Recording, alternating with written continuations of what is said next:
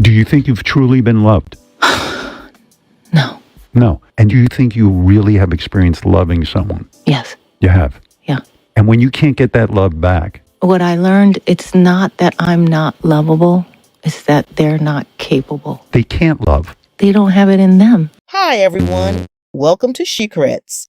Before we get into it, go ahead and hit that subscribe button if you like raw, unfiltered opinions and the kind of truth that makes folks squirm a little. Today, we need to talk about Jennifer Lopez, because at some point, playing the perpetual victim starts to look less like bad luck and more like a lack of accountability. Let's set the stage. J.Lo officially split from Ben Affleck in 2024.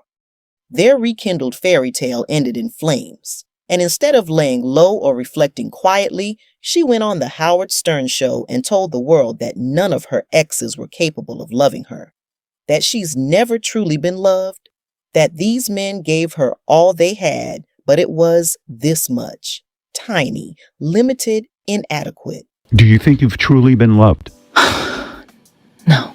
No. And do you think you really have experienced loving someone? Yes. You have? Yeah. And when you can't get that love back? What I learned, it's not that I'm not lovable.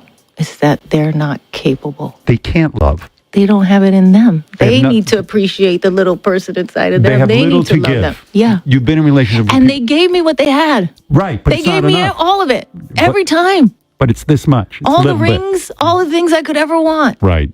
They tried to give me the houses, the rings, the marriage, all of it.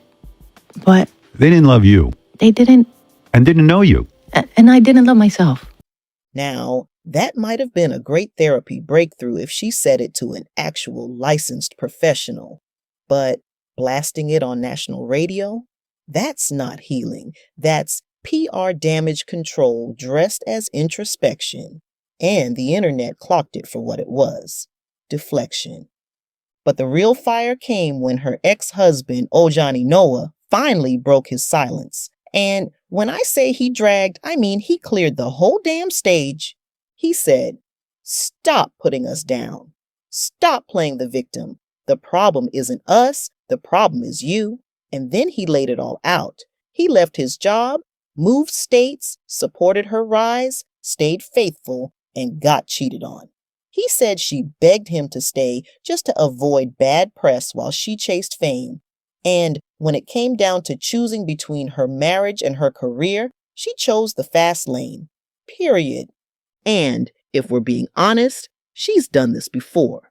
Let's not forget the Diddy era. She left Ojani for the clout and music connections.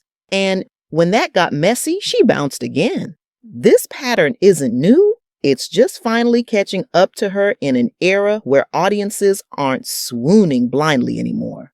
We're paying attention now. See, J.Lo's problem isn't that she's never been loved. It's that she doesn't know how to sit with love that isn't shiny, convenient, or career boosting. She's been in back-to-back relationships for over 30 years, barely a pause. Marriages, engagements, rebounds, a revolving door of romance with no time for actual self-reflection. You can't say you're working on yourself when you've never actually been by yourself. And it always surprises me that these celebrities, with all the money in the world, all the resources at their disposal to get the emotional healing they clearly need, refuse to do it. Every sign I've seen from J.Lo screams of someone running from herself. Her grandiosity is unmatched. She's obsessed with image, with perception, with how she's received. Look at her career choices. She self-funded a documentary she was advised not to make, spent millions on it, and it flopped. Then she released another movie, another flop. She keeps doing musicals, convincing herself she's a better singer than dancer, chasing validation from a public that's long stopped buying the illusion. If J.Lo had invested half as much time into real healing as she has into convincing us she's as talented as she believes she is, one of those relationships might have worked.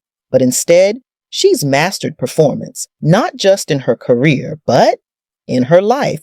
And this isn't about shaming her for having multiple partners. She's a grown woman, but her constant haste to jump from one relationship to the next, never staying single long enough to face herself, shows a woman terrified of her own reflection.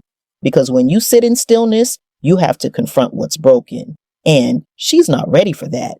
Contrary to popular opinion, that whole "the best way to get over a man is to get under a new one" mantra, that's the biggest lie ever sold to women. It conditions us to give ourselves at our lowest value when we're most desperate and broken. A healed woman doesn't hop from partner to partner. She requires more, expects more, and protects her peace. But when you're damaged and unhealed, you seek distraction, not connection, and that only drains your power further. The truth is, the only real way to get over someone is through self-work, therapy, truth, solitude, learning to thrive in singlehood.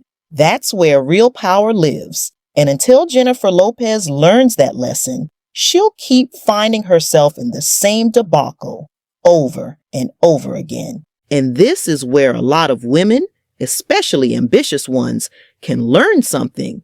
Being powerful doesn't mean being emotionally reckless. Being independent doesn't mean playing innocent when your choices hurt others. The rings, the weddings, the performative PDA, none of it matters if you're not showing up truthfully. Because if you're using relationships to fill a void, to validate your brand, or to prop up your image, that's not love. That's strategy. And when that strategy backfires, you can't blame everyone else for not giving you enough. Here's the truth. Sometimes you were loved deeply, but you didn't recognize it because it didn't come wrapped in Grammys, red carpets, or career leverage. And if the only men you think were incapable of love are the ones who didn't let you dominate the narrative, then the issue isn't who's capable of love, it's who's allowed to hold you accountable.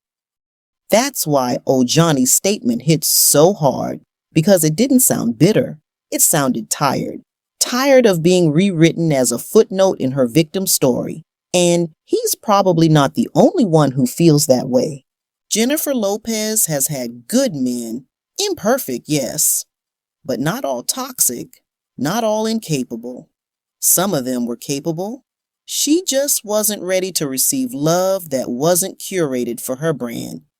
And until she admits that, history will keep repeating itself.